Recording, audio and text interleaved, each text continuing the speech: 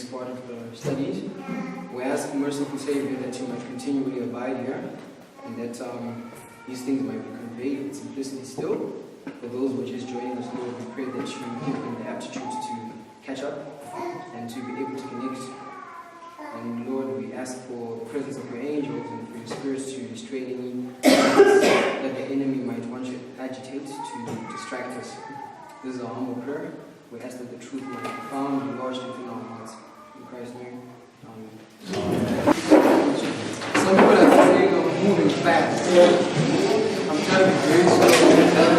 From just naturally fast or I'm trying to be slow. But I guess one of the things that's challenging us is the thing with this message is it's big. To try and shrink Abraham's covenant and Ezra 7:9 in an hour's presentation is not possible. So I was trying as much as possible to hit the high points, but I was getting to our target before. So that's why I'm doing broad strokes for some things. So I just pray that we fulfill our duty as Bereans to go back into the old material where these things have been dealt with extensively. Right? There's material available on these subjects. You get videos for the last camp meeting. You get videos online for Ezra 7:9. We've been dealt with exhaustively. etc. Right? So we're continuing with. This is not in your notes. The reason being is I hadn't anticipated to do a study on the 45th president, but I am seeing from the show of hands that we received that it's necessary for us to get into Jeru's anointing and stuff. So we did an introduction earlier on the 4 kings. We followed, right? And where did we say we begin to count the 4 kings from? That is to stand in Persia, if you're applying it in a present truth perspective. 1989, right? Yes. So from 1989 we shall yet stand 3 kings in Persia, in the United States, and the 4th shall be far richer than they all. And what is he going to do through his strength and his riches? There are all. Who's all? Okay, let me pause right there, sorry. Question. The United Nations is a symbol that's to do what to the world? What type of a kingdom is the United Nations? Universal kingdom. So the UN is who? It's all. Is it? Yes. So question is this. If the Christian in verse 2 is the UN, how can Trump be using the UN to fight the UN? Because it's stirring up all. Do we follow? Something to think about, right? Context becomes key when you're approaching prophetic symbols. Because Xerxes is stirring up all. What does the word all mean? Everyone. It's not exclusive, right? It's not some, it's all. So he's the ruler of the world when he's doing this against the realm of Greece. You follow? So this Greece is not the UN. I don't know if it has a secondary application. Where's the UN? Which Elder Jeff has emphasized in the beginning. It might have, in terms of challenging political correctness and stuff. But I believe the main emphasis of this all is he's going to have allies. Remember, Brother Tabo was mentioning a consolidation.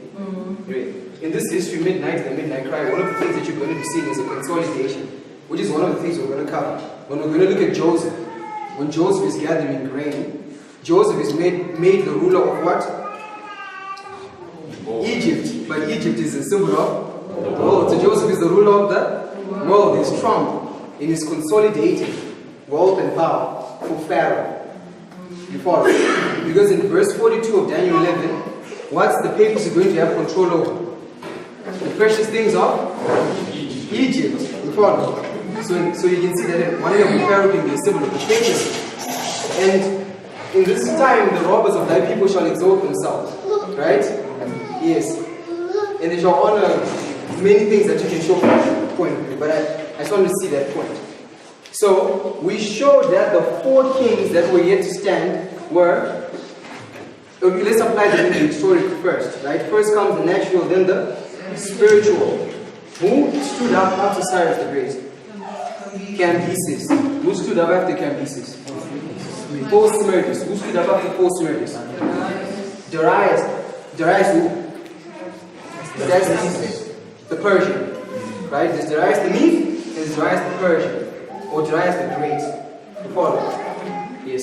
And then after him, who was the fourth king, was far richer than they all. Xerxes or Ahasuerus of the book of Esther. That's why I have him with a triple crown. I didn't want to make it triple, but it's triple. He has a triple crown there, and it shows that he's a king of kings, right? Yes, because in the history, they actually Xerxes called himself the king of kings. He actually called himself the ruler of the world. Yes, because remember, the world is made up of 10 kings, symbolically. Right? And he's the king of kings. He's the ruler of the world, so it's not an accident. Right? And then verse 3 says, "And a mighty king shall stand, that shall rule with great dominion, and what? Do according to his will." What does it mean when a power does according to its will? It's conquering, it's a right of a new kingdom. That's why it's key to see that the Greece in verse 2 is not the Greece in verse 3. Because the mighty king in verse 3 is Alexander the Great. The leader of which nation? Greece. But this mighty king is doing according to his will. If you don't study, just type according to his will in the Bible. It's going to show you at least 4 or 5 places in the book of Daniel where that word is mentioned.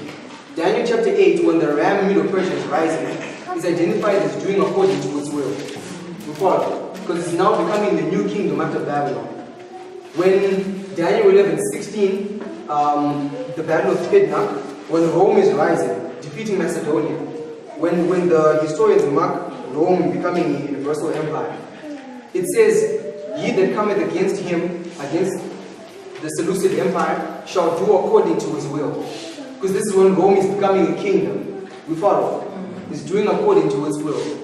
And when you go to Daniel 11:36, when it's talking about the rise of the papacy, it says, "And the king shall exalt himself in what?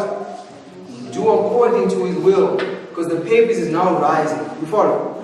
Yes. So I'm saying that verse 3, because you see the mention of the phrase according to his will, shows you it's a different Greek order from that in verse 2. Because according to his will is a new kingdom.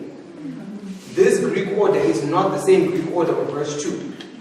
Because in verse 2, the UN is all that is being used by Xerxes to go against a certain Greece. We follow. You see that the difference there? Do we see it? Because we've always understood Greece to be maybe a bit rigidly to make it exclusively UN. We follow. But it creates prophetic problems with how we're going to be applying some of the symbols now. Do we follow? A symbol can have what according to Miller? More than one meaning. And then when this mighty king stands, what's going to happen? What's going to happen to his kingdom? It shall be broken and shall be divided towards the 4 winds. What do 4 winds symbolize? The whole world. So when this mighty king stands, when you're seeing the emergence of a worldwide kingdom. Greece, we follow, the UN. Do we follow? When the mighty king stands, he establishes a worldwide kingdom. Do we follow? Meaning that the Greece in verse 2 is not the worldwide kingdom of verse 4. There are 2 different Greek orders. Do we follow?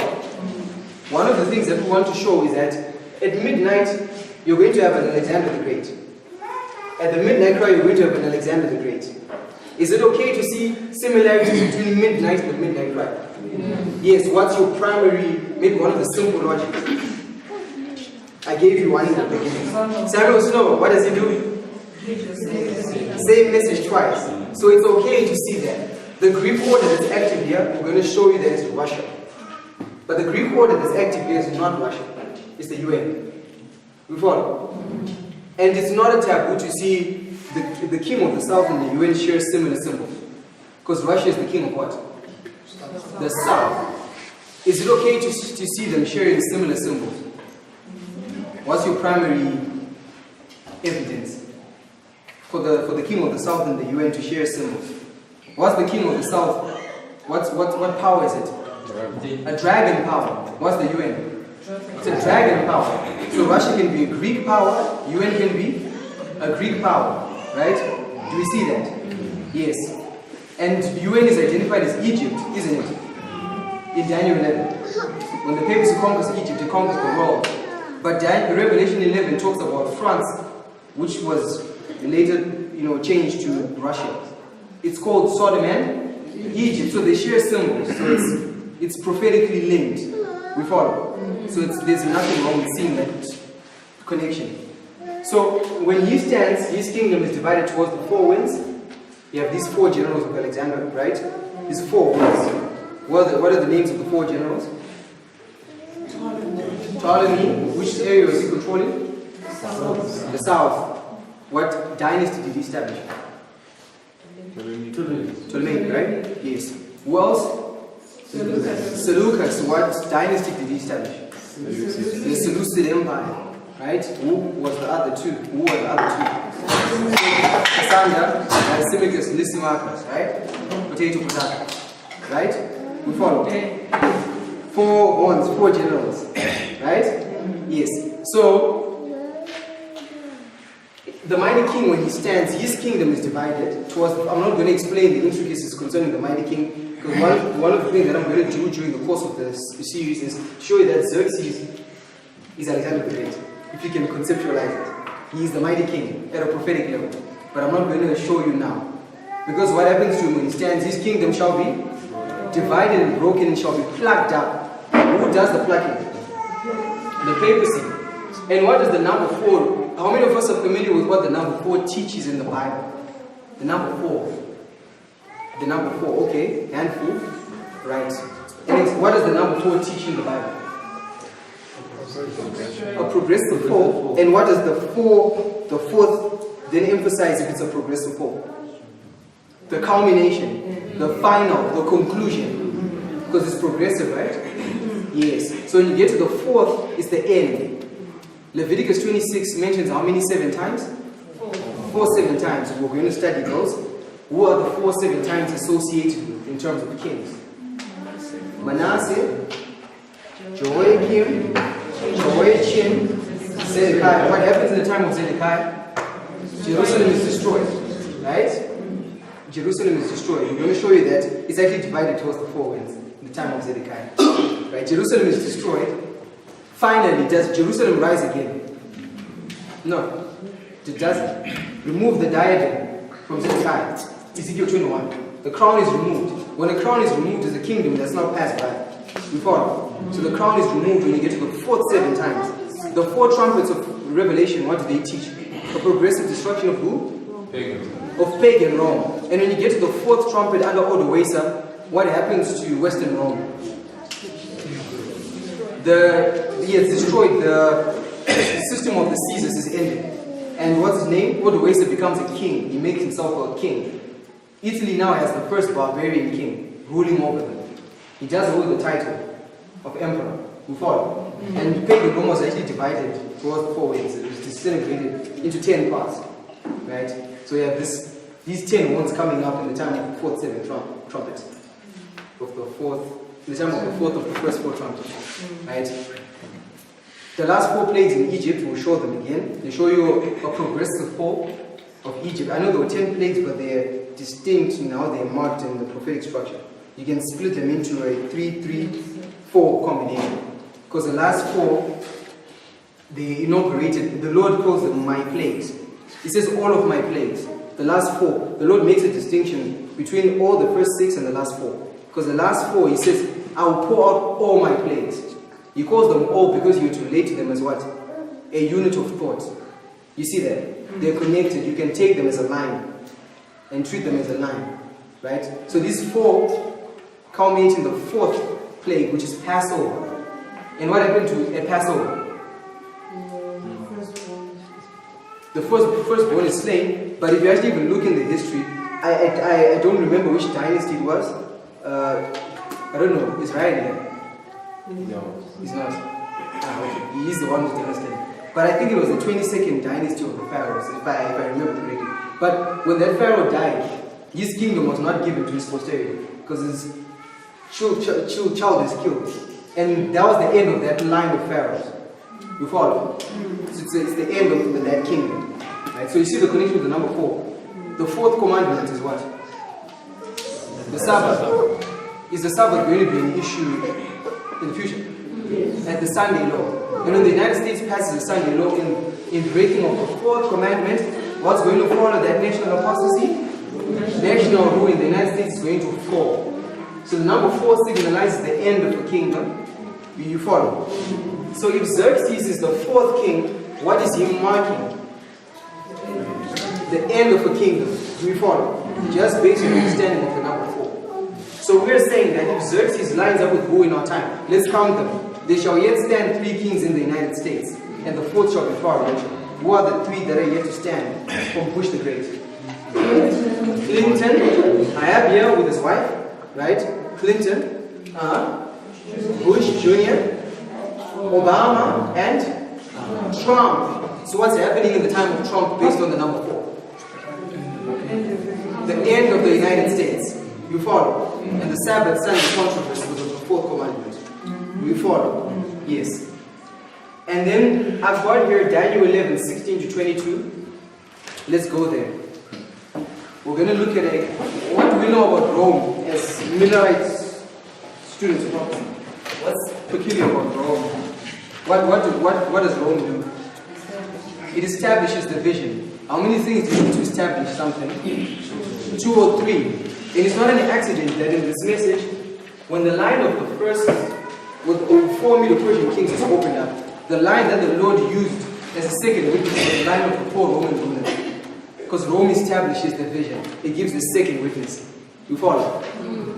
It was an honor to witness that firsthand, so that I can give personal testimony, to know that it's not a lie, it's divine. Right? Because when this line was opened up, it was actually the Roman rulers that showed that line. So it's not an accident. It's there in the record. Right? Those who attend SSOTP can testify. Right? So, let's go to Daniel 11, 16.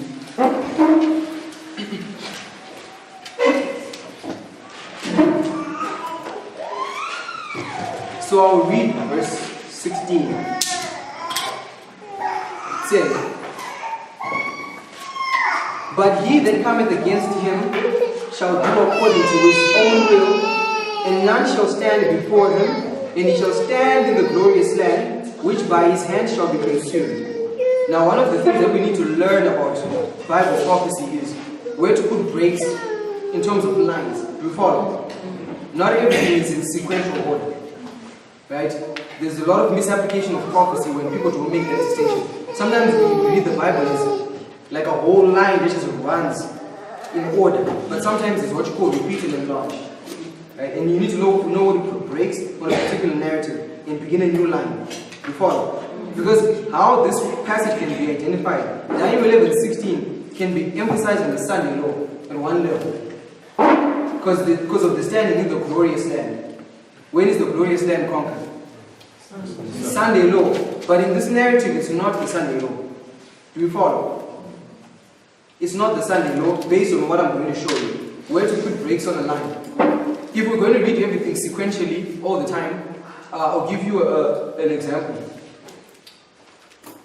What happens first? The war in heaven or the 1260 of papal supremacy? The war in heaven, right? The war in heaven actually began before man was created, if I remember correctly, from Ellen White. Because I think the creation of man was to replace the angels that had fallen. You follow? So the war in heaven spans way back, since way back when, right? But the 1260 began in 538. But if you read in Revelation chapter 12, it talks about the 1260, and then talks about, and there was war in heaven. Does the war in heaven take place after the 1260? No, you need to know where to apply that back in history. We follow. That's what some of the principles here identify. How we're going to approach verse 16 to 22 is from 1989 to the Sunday law. Not from the Sunday law onwards. But you can put verse 16 in the Sunday law in a different line. Do you follow? Yes. So verse 16 talks about a person standing in the glorious land. Who fulfilled that historically? No, it doesn't Ptolemy. Yeah, Ptolemy stood in the glorious land, but not in this, not in India. Pompey in his conquest in Judea, right? He goes, what does he do to the temple? There's the case that there was a siege, right? And if you look at the structure of this, verse 15 tells you about the war. Actually, what happened, verse 16 identifies the Battle of Pydna. Who knows what the Battle of Pydna was? Who were the two powers fighting in Pydna? Because the Battle of Pydna is marked in verse 16. You have to call it the Battle of Pydna when you look at the historical documents, but this is the one being mentioned. Who was fighting in Pydna? It was Rome versus Macedonia. Huh? We know that. It was Rome versus Macedonia, right? And Macedonia is basically, it was the Greek capital. Alexander the Great actually made his capital in Macedonia. So it was Rome versus Greece. You follow? Yes. So there's a war between Rome and Greece. And then at the end of that war, you see a king rising who stands in the glorious land. Can you mark a war between Rome and Greece in 1989? Yes. Who's Greece in 1989? Yes, Russia. Who's Rome? United States. And after that war, there's a king that stands in Rome who stands in the glorious land. You follow? Which was Pompey. Because Pompey came after the battle. You see that? So the battle becomes a symbol of 1989. Then the leader is someone who stands after 1989. Do we follow? So it becomes the first of 3 kings. The first of 4 kings that are yet to stand from Pydna. We follow? Yes. Does everyone get the logic? Remember we said that Greece, okay, I'm not proving it extensively, but Greece can be a symbol of Russia. Right? For many reasons, which maybe we can do extra remedial studies for that. But Greece can be a symbol of Russia. So if you apply Greece as a symbol of Russia, Greece, Macedonia was the Greek capital. It was Alexander the Great, for what I know for a fact, from A.T. Jones, that when Alexander the Great was alive, he made Macedonia his capital. You follow? So in the Battle of Pydna, it was Macedonia versus Rome. And we're saying that Macedonia is Greece. And Greece can be a symbol of Russia. And you see a war between Greece, Russia, and Rome, United States in 1989. You do, right? And at the end of that war, there's a leader that stands up in Rome who goes into the glorious land and besieges the temple. You follow? Yes, Pompey in 65 BC, in his conquest to Judea. So Pompey becomes the first of 4 kings that are yet to stand in Rome. Do you follow? He becomes the first of what? 4 kings from the Battle of Pydna. And the Battle of Pydna is 1989. So from 1989 you have to see 4 Roman rulers yet standing. Pompey is the first. So who would Pompey line up with? Let's open the test. Who would he line up with in the United States? Clinton. Right? And Pompey, there was a siege in Pompey's time, right? Was there a siege in Clinton's time? The Waco siege, when David Koresh and them were massacred. Yeah, so you see that siege. Pompey, Clinton. Before. Yes. And then verse 17 says this. He shall also set his face to enter with the strength of his whole kingdom, and upright ones with him, thus shall he do, and he shall give him the daughter of women corrupting her, but she shall not stand on his side, neither before him. I don't know what this verse means, present truth. I don't know who the daughter of women is if you're going to apply it to Bush, who stands after Clinton. I don't know if the daughter of women is in Protestant churches, I don't know, but it's there. But this is identifying Julius Caesar. Right? After Pompey, you have Julius Caesar. He's the one identified in verse 17 as setting his face to enter. Right? Do you follow that? So after Pompey, you've got who? Julius Caesar. And who Julius Caesar line up with? Bush Jr. Right? You follow? Yes. And then let's go to verse 20. Because 17 to 19 is talking about one person. 20. So after Julius Caesar, there comes another Roman ruler. Verse 20. Then shall stand up in his estate. What does it mean when we see the word stand up in the book of Daniel? It's a change of political dispensation. It's a new king. It's a new king. Daniel 12:1. What shall Michael do? Stand. And at the close of probation, when Christ stands as Michael, what does he do? What does he remove? Priestly garments and wears kingly garments. That's why in Revelation 19 he's seen with crowns on top of his head. coming to the wine press to trade the people in wrath. So when you see the word stand up, it's identifying a new king. It's a role rise of a king. Do we see that? So they shall stand up, showing you there's a new king after Julius Caesar. And what are the characteristics of this king? Raiser of taxes. Then shall stand up in his estate a raiser of taxes in the glory of the kingdom. But within a few days he shall be destroyed, neither in anger nor in battle. Right? Augustus Caesar was a raiser of taxes. We know that, right?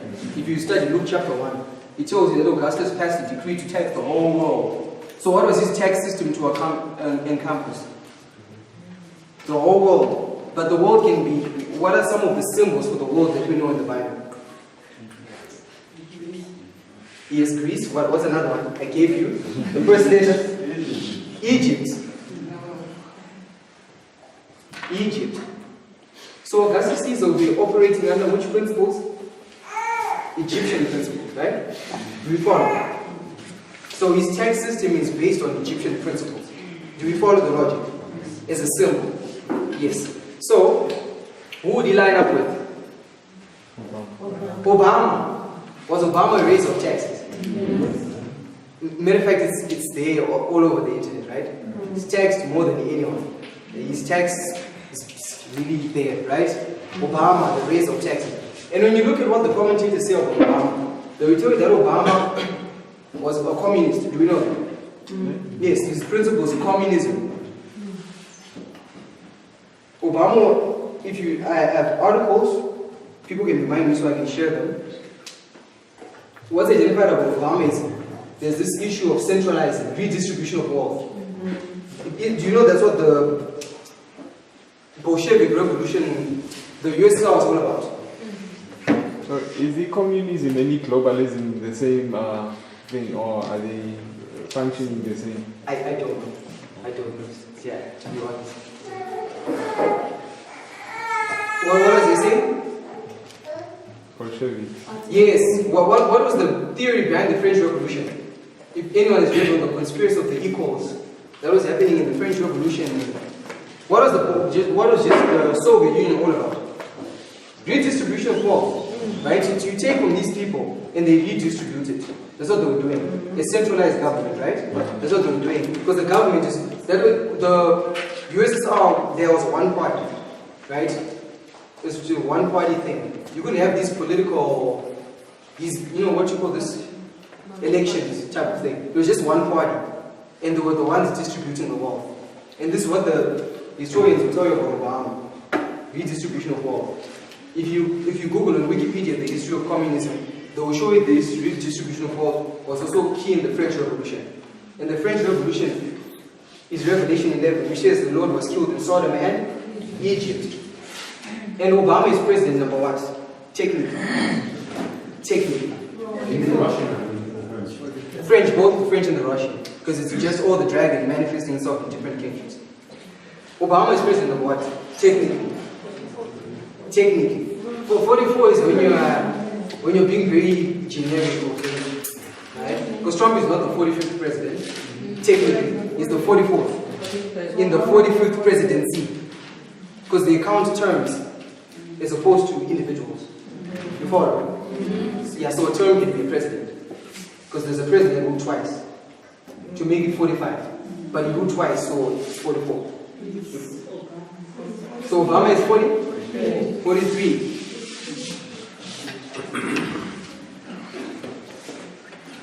Augustus Caesar rules for 43 years. The raise of taxes. Yes, open the great empires of Bible prophecy by A.T. Jones. Read under Augustus Caesar. He'll tell you that he ruled for 43 years. So there's no there, right? Raise of taxes, raise of taxes. I skipped this one intentionally. Darius' tax, what was he known for? There's something that he did that no Medo-Persian king did. He introduced a system of what you call the satrapies. Yes, I don't know if it's satraps or satrapies in the plural. Right? This. And basically what this was, he put governors in the Middle Persian around. like heads of state in the different Middle Persian realm, divisions. And these governors were responsible for something like states, yeah?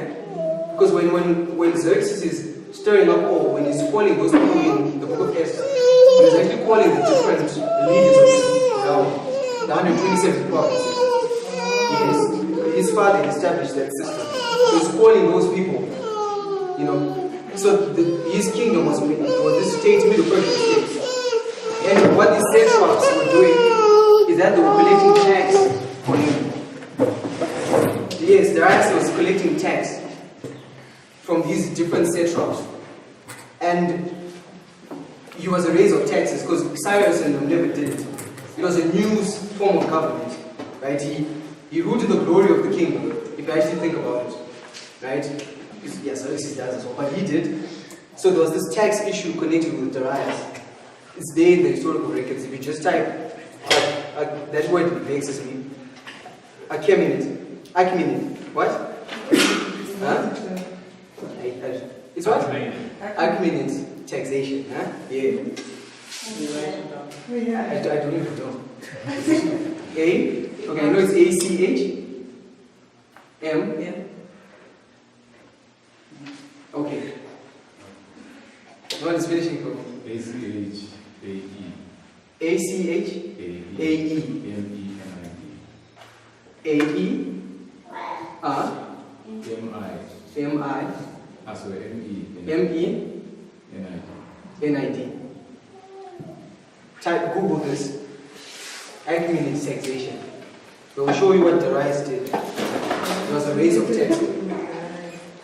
Yes, it was a raise of taxes. He introduced a tax system in Middle Persia. It was a raise of taxes. It lines up with Obama and Augustus Caesar. Then after him, let's go to verse 21. But Augustus rules in what of the kingdom? The glory of the kingdom. So what's the glory of the United States? So he rules when what is still there? The Constitution is still there. He rules in the glory of the kingdom. Right? But you can identify the glory of the kingdom as the height of liberalism, the height of the Democratic Party. You can relate to it as that at that level. Right? Because you have these two contending principles in the United States, the Republicans and the Democrats, which at one level you can identify as two kingdoms existing in one nation. Right? Yes, you can identify it at that level. The Republicans, they have their own philosophy that they're trying to exalt, which is Protestantism, but the Democrats are trying to exalt this liberalism. You follow? So he rules in the glory at one level of the Democratic Party, of liberalism. Because liberalism reaches its greatest height in Obama's administration. Because Obama is the one who passes gay rights, right? And he does more taxation than all of these. Because you know Bernie Sanders was a Democrat, right? He was campaigning. And Bernie Sanders was openly communist. He didn't deny it, right? And Bernie Sanders was saying, if I get kicked out, I'm going to be supporting Hillary Clinton. Because she was a Democrat. So they have these two factions that are contending in the US at one level. Right? So he rules in the glory of this kingdom, of the Democratic Party. Gay rights, taxation at its peak in this time. So the next verse shows you that the next president was not going to be a Democrat. If you're going to read it contextually at one level. Because it says in verse 21, and in his estate shall stand up, this is a new king, right? A vile person. And it says, to whom they shall not give the honor of the kingdom. But that word honor means glory. So at one level, the glory of the kingdom in verse 20 is the Augustinian age, the Obama administration, the height of the Democratic Party. Do we follow? That's the glory of the kingdom at one level. But in the next verse, they shall not give him the glory of the kingdom. So he's not given the Democratic, he's not a Democrat. Do we follow the logic?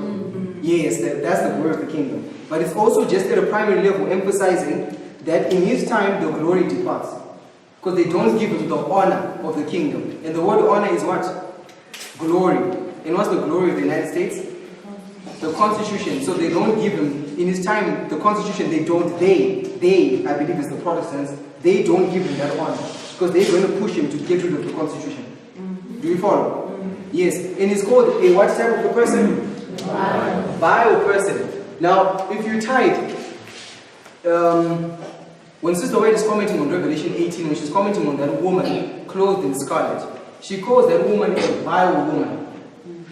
Right? She does. She calls the woman what? A vile woman. So, Tiberius is a vile person. It means his mother is what? Vile. Isn't that the laws of genetics? Yes. You give to your posterity that which you have, isn't it? Yes. He's vile. If you look at all the vile people in the Bible, Nero, Sister White calls Nero a vile person.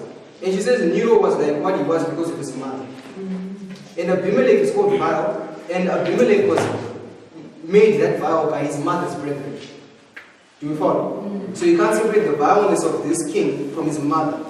And a mother is a woman, and a woman is a symbol of a church. So if he's a vile person, then he has the genetics of a vile church. And the vile church is Revelation 18, the mystery Babylon.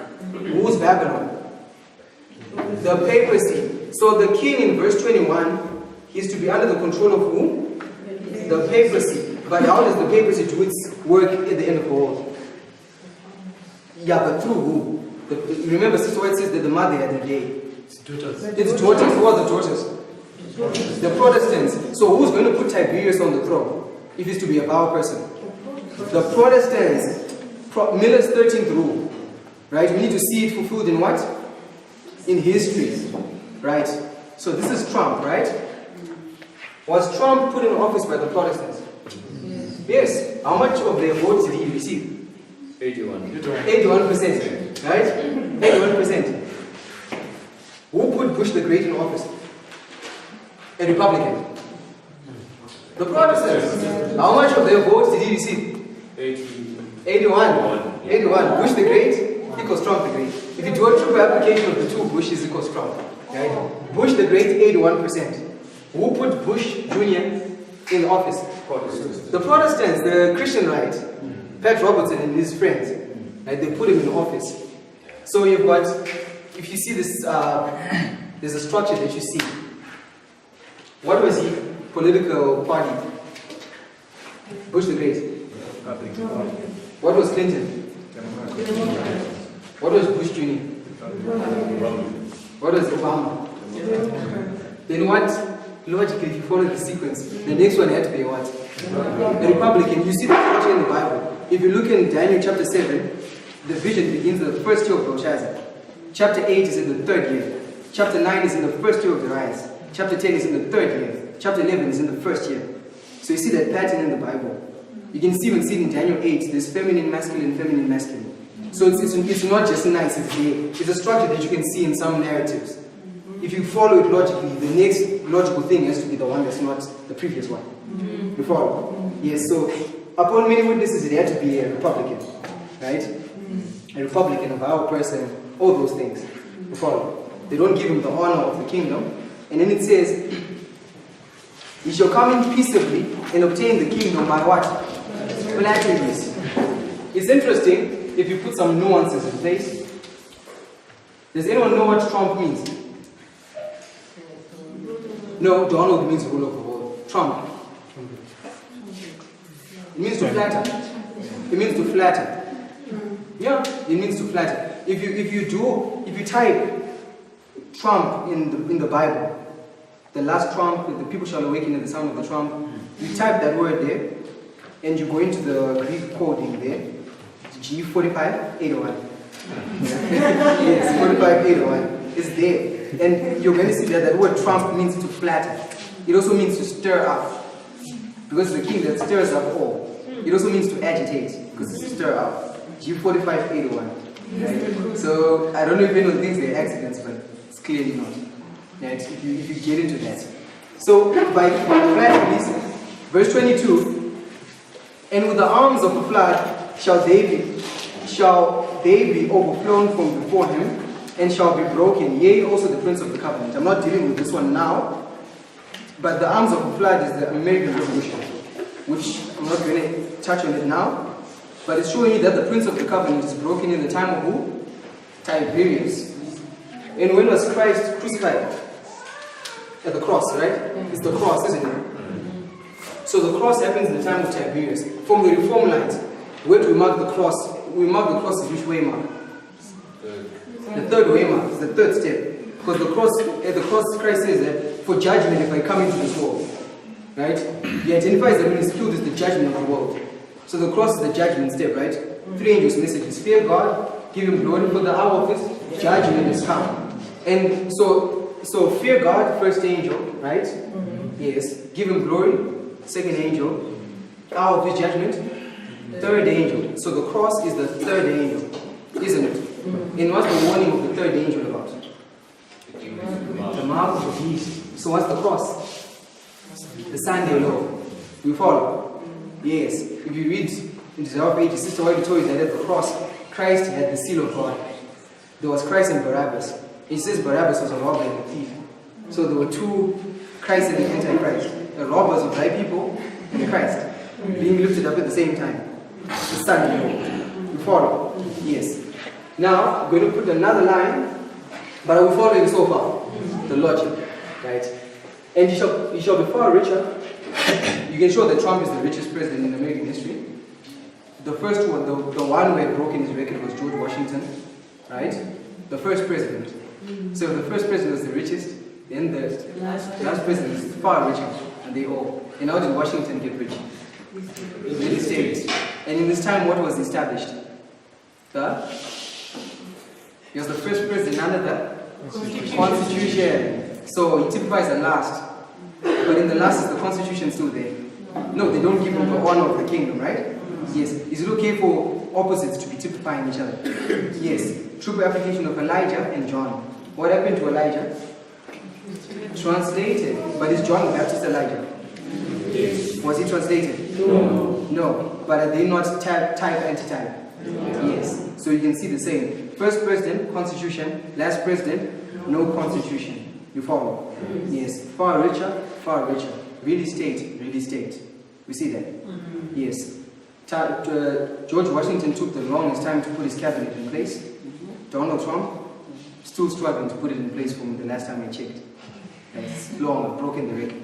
So you have those parallels, huh? Yes. So, another line. So is this clear? Is it simple? Praise the Lord. The first 4 kings of Israel, right? Who are the first 4 kings of Israel? Open the chest again. Solomon and Rehoboam. So who Saul line up with?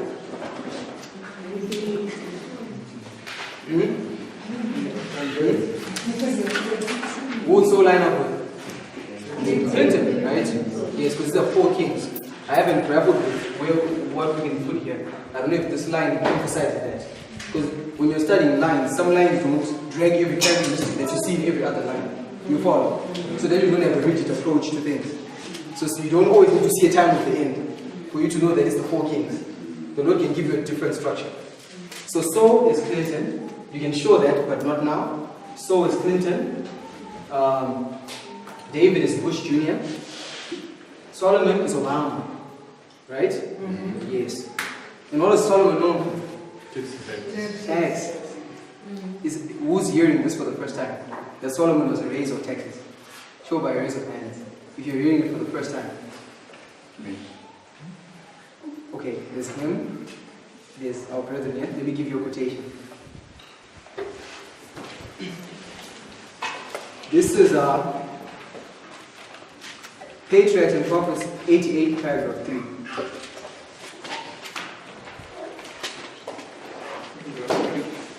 Yes.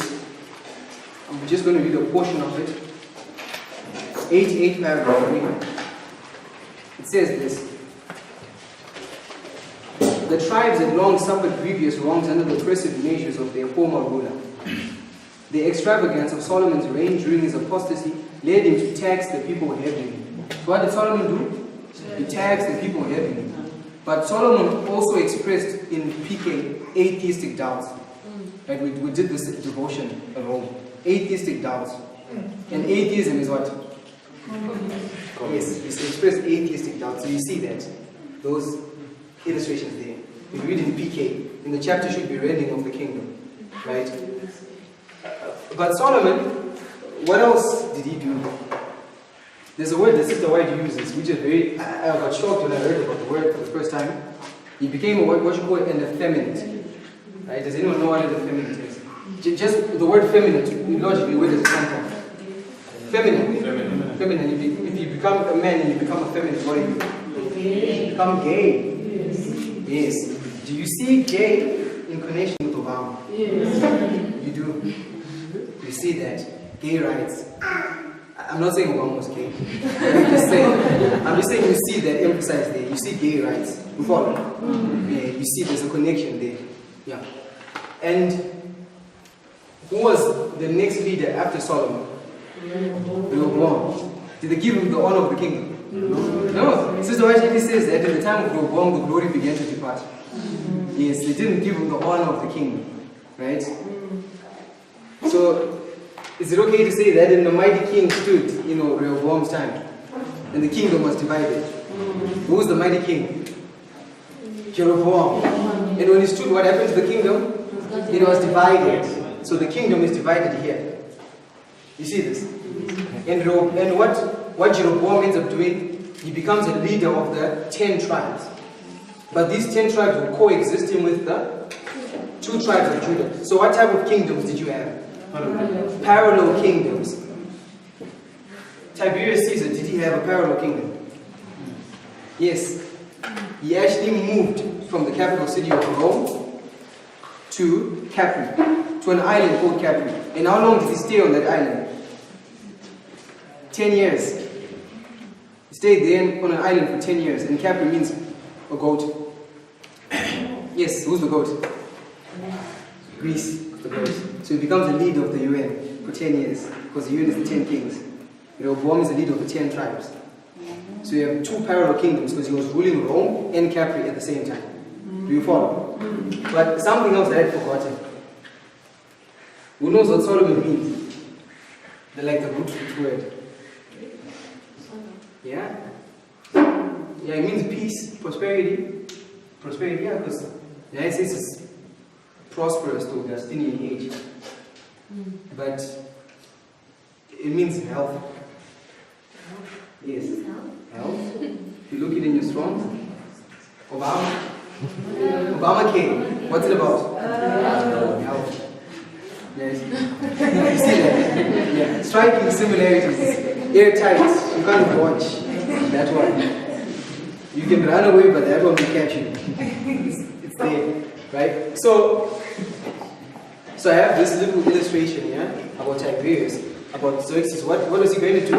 He was to stir up war against the realm of Grecia. 2 kings that are fighting, right? They, give each other blows, right? Stirring up war against each other, which is not the study, but that's what Trump is going to do. So you're going to have 2, Trump and Putin, fighting each other. 2 rulers of the world, because Vladimir means the ruler of the world. Donald means the ruler of the world. Vladimir is the ruler of the world when Russia is Greece. Donald is the ruler of the world when the United States is the leader of the UN, when the UN is Greece. You follow? Yes. So you have these 2 rulers of the world. So, nice one I heard. If you have technically Xerxes stirring up all. Who's all? Everyone. But he's going against Greece, whose leader is Vladimir, the ruler of the world. So you also has who on his side? Everyone. Technically, right? So if you have everyone coming against everyone, what is it? It's a world war. It's a world war. You follow? Right. So, how much time? 10 minutes. 10 minutes. Any questions before I put some other...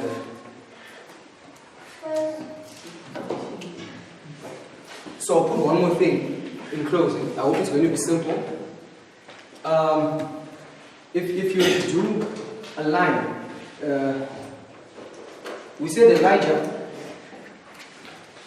Elijah comes with this message of reform when?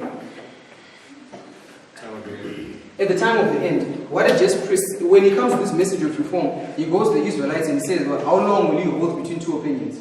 Right? And Sister White in PK actually says he was coming with a message of reform. And we know that the first angel's message is what type of message? A reform message from the reform lines. And the second angel's message is a revival message. You follow? Yes. So Elijah had locked the rain for how long? 3.5 years, which is how many days? 1260 days. So he comes at the end of 1260 to reform Israel. Which angel arrives at the end of the 1260? The first angel. So Elijah is a symbol of which angel? The first angel. So if Elijah typifies John, right, of which he does, John is a symbol of which angel? First angel. And Ellen White is quotes plenty where she says it. In the spirit of John, people gave the first angel's message, etc. So John and Elijah are symbols of the first angel. But John, did he work miracles? No, his miracles of preaching the word, right? Didn't really do many miracles, right? And after John, we had Christ. And Christ is a symbol of which angel? It's the second angel's message, right? Yes. Because Christ began his ministry at 30. And on the first day of the first month, Ezra comes out of Babylon and is a priest. And how old priests have to be when they begin ministry? 30. And the first day of the first month is the arrival of which angel? The second angel. The follow. So you can show that Christ is symbol of the second angel's message, right? So who followed Elijah? Elijah. And how much of the Spirit did he receive? A double portion. Do you see a doubling in the history of the second angel? Babylon is fallen, So Elisha is a symbol of which angel? The second angel's message. When does the second angel's message arrive in our time? 9/11, right? If you go into the book of Kings, it should be 1 Kings 19. Elijah is the first angel's message. But when Elijah is about to depart, who is he told to go and anoint? There's a class that's been done on this, even a document. Jehu and Elisha and Hazael. He's told to anoint 3 people. Elijah is the first angel. It's about to finish its work. But it's told to bring in the successor, which is the second angel. And when does the second angel arrive in our time? 9/11. You follow? So this is the anointing of Elijah, the arrival of the second angel's message. But when Elijah is anointed, is he anointed alone? No. Who's also supposed to be anointed? Jehu and Hazael.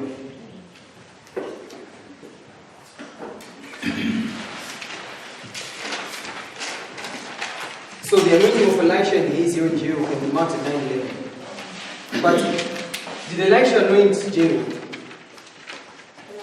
Yeah, did you do that work? Huh? I mean Elijah. Who anointed Jehu? I mean the command is given there to anoint both of them at the same time. But did Elijah do it? Did he do it? No, he didn't.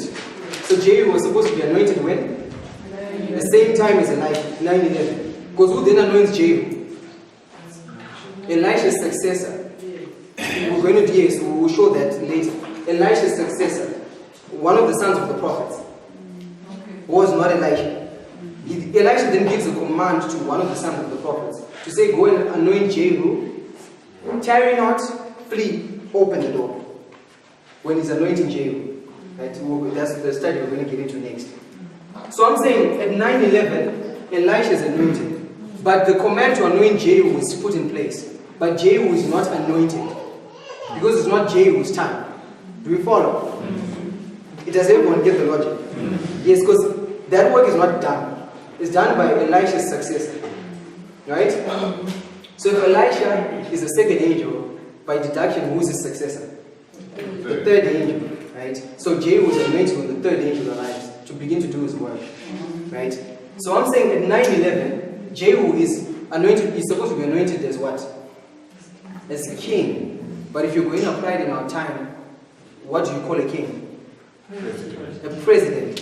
Is there a president that was supposed to be anointed at 9/11, but the anointing was deferred? Who?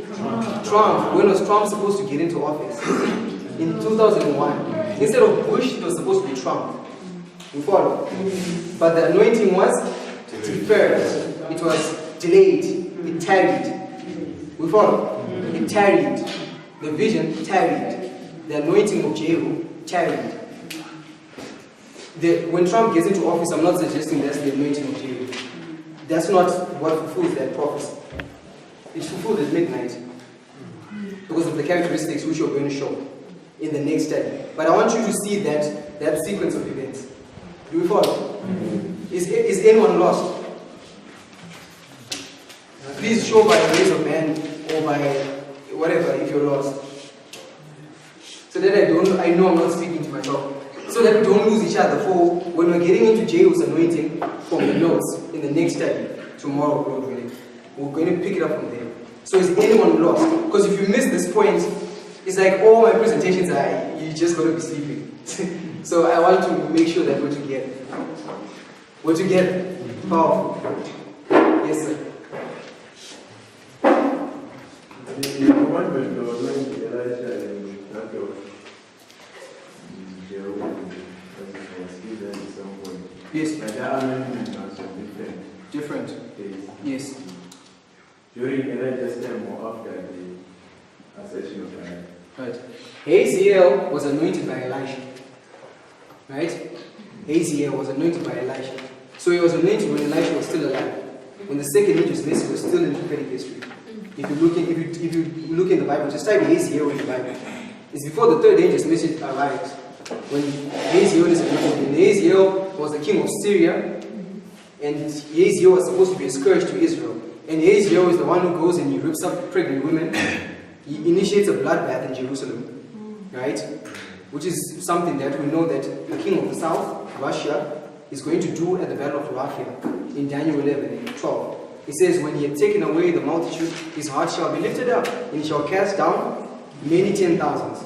Because Ptolemy Philopator goes to Jerusalem, to Alexandria, to the Jews in Alexandria, and he initiates a bloodbath. He kills people. Same thing that Haziel did, killing people. You follow? But Elisha gives that prediction before he dies. And Elisha is the second angel. But the second angel, at one level, the priest comes to his aid at midnight. So before you get to midnight, when the second angel is still doing its work, there's a prediction that Elisha gives concerning Haziel and what he's going to do. So there's a prediction before midnight. If you can follow the logic. Because midnight is the arrival of the third. But that prediction is given in the history of the second. You follow? Yes. So at that level. But then Jehu is then anointed by a different person. So Elijah anoints Elisha. Elisha anoints Haziel. Then the son of the prophet anoints Jehu. You follow? So if you use a triple application, you can show that one of the sons of the prophets is the third angel. Because the first angel, Elijah, anoints someone. And the second angel, Elisha, anoints someone. So if this son of the prophet anoints someone, he has to be the third angel. If you combine Elijah and Elisha, equals one of the sons of the prophets. Third angel. You follow? Yes, triple application. So that's what's noted. Does that answer your question? Yeah, that answers my question. Then, if we can say, in the following, Elijah be the first angel as John the Baptist, Elisha the seventh as the second angel. Then, are we able now to identify the second angel? Yes, it's one of the sons of the prophet who anoints Jehu. During our time. During our time. Yes. The third angel is the message, isn't It's a it? message. It's the people that proclaim the message. Because what are these messages? It's the people of God. These angels are the people of God that proclaim. Right? It's not a particular individual. Right? There's some subtle differences. The first angel, yes, is associated with a particular reform. But when you get to 9/11, an army is raised up in the history of the second angel. So it's not just one individual. Right? Though yes, God has got ordained leadership, right? But in the history of the second angel, you have an army, Ezekiel 37. And there's a prophecy of the four winds which raises up an army, which puts that in place. So, but we can always discuss that one. Yeah, just close it, right?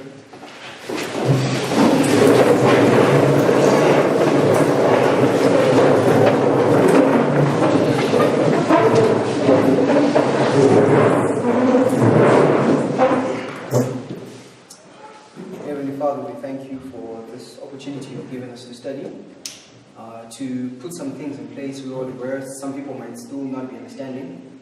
And you utilize the time that we have in our spare time to acquaint each other with these truths. We know that they're salvational, and the correct understanding of them has a bearing on our salvation. help them not just be head knowledge, but help them be practical in our lives. And as we prepare for the next course studies, grant us wisdom and understanding and refreshment. In Christ's mighty name, Amen.